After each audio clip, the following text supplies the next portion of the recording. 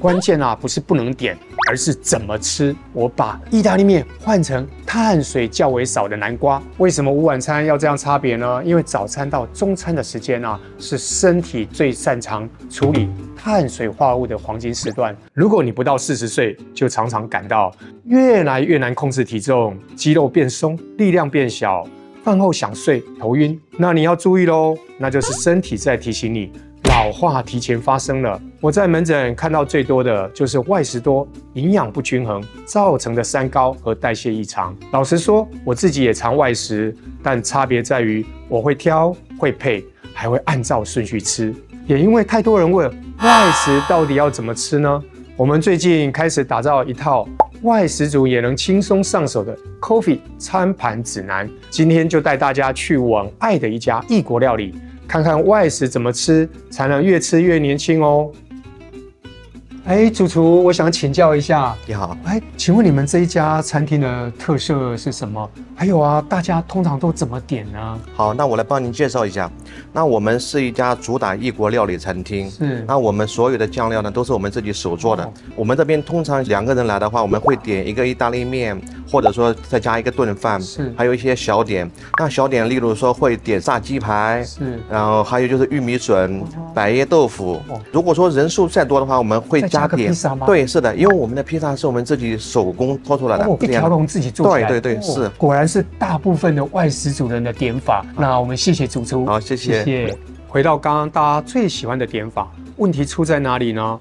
披薩跟麵都是澱粉啊，澱粉過多，蛋白質過少。另外像副餐啊，裡面有很多炸的東西。炸的東西啊，容易讓我們產生糖化產物 AGEs， 會加速我們老化。所以整體而言啊，高油、高澱粉、低蛋白，不僅讓我們容易有飽困，降低我們代謝，另外也有可能會肌肉流失哦。所以今天特地點了6道菜，待會兒就帶大家來看一看。同樣在這一家餐廳，我們換個組合，就可以吃得又健康又抗老。可是醫師去餐廳不點招牌菜，好像對不起自己耶。哦，我懂。我去餐廳啊，也都是先看招牌菜，關鍵啊不是不能點，而是怎麼吃。像我自己啊，挑外食啊，會記得3個原則。第一，每餐的蛋白質啊要20到30克，因為啊肌肉是最划算的抗老投資，先把這個守好，肌肉穩，代謝就越穩。第二啊，餐盤2:1比例，2份蔬菜，1份蛋白質，1份好澱粉。越繽紛的蔬菜，顏色越多的食物啊，通常抗氧化力也越高。3，少吃超加工的食物。你看到包裝上啊寫很多添加物啊，對身體的負擔啊，通常就越重。接下來我會根據蛋白質的來源、含糖量、蔬菜的多樣性等等，先把食物分成3類。1星，放鬆日吃，每週啊不大於2次。2星，偶爾吃，每週不大於10次。3星，天天都可以享受哦。想看每道菜的完整分類嗎？我整理了一份懶人包，現在立刻點擊右上角領取哦。把菜單這樣分類後啊，接下來的關鍵只有2個，一個就是比例，一個是時機。我會根據這2件事情來調整今天怎麼吃。1，這餐是午餐還是晚餐？2，今天的運動量夠不夠？我們今天啊，特地點了6道菜來示範應該怎麼做。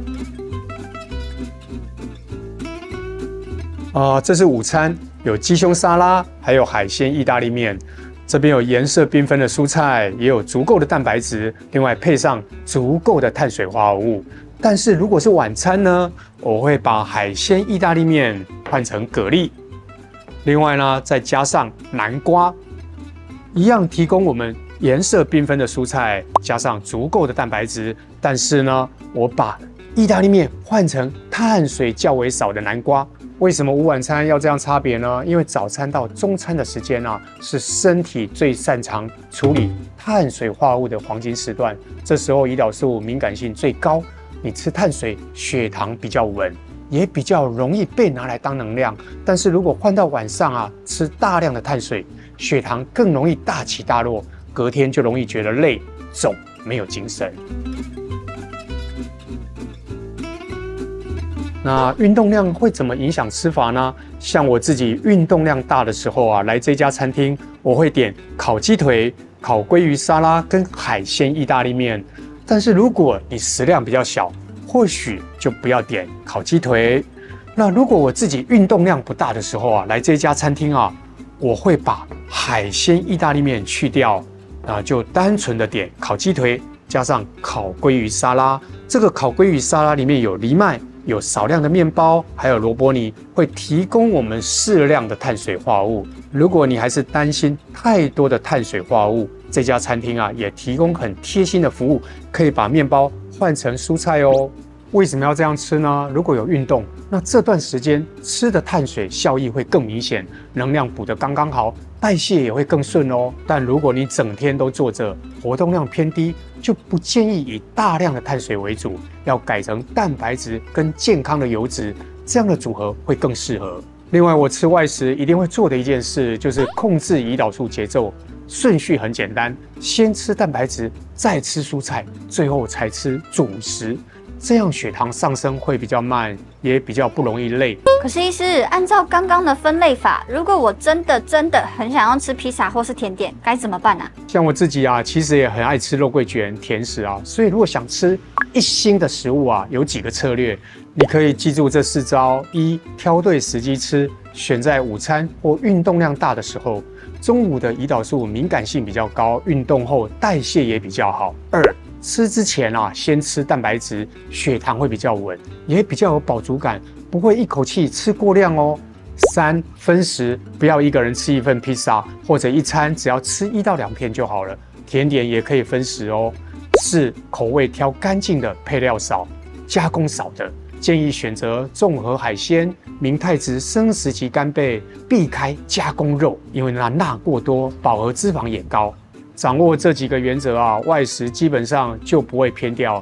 我們之後啊會在合作餐廳放上 Coffee 餐盤指南的小貼紙，代表這家店的菜色也很適合外食族搭配成健康版本哦。但是即使有策略，紅燈食物還是能少吃就少吃會比較好，因為真正讓身體變老的不是熱量，而是糖化。只要糖分、蛋白質、油脂經過高溫加熱，就會產生一種叫 AGEs 的物質。大量的 AGEs 會產生自由基，使人體內氧化壓力上升。它其實有點像是讓身體裡面慢慢焦化，皮膚會失去彈性，血管和關節也會跟着變硬。長期下來，不只會變老，還會影響大腦、心血管，甚至代謝功能。